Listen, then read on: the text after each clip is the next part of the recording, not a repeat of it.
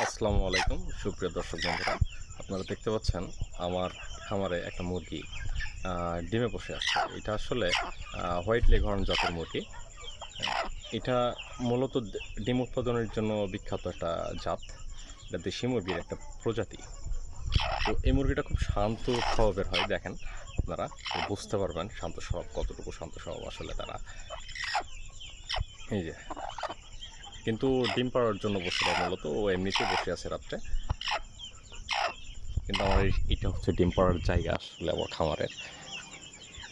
প্রত্যেকটা মুরগি যখন ডিম পাড়ার সময় হয় এখানে তারা আসে এবং এসে ডিম পাড়ে। এই যে আমার এগুলো হচ্ছে আমার ছোট্ট খামারের মুরগি। এখন রাত অনেক, আসলে এই সময়টাই এরা খাবারের জন্য আমি লাইটটা দিয়ে রাখছি। আসলে রাত্রে লাইটটা দিয়ে রাখা উচিত না আমাদের, কারণ তাদেরও বিশ্রামের প্রয়োজন।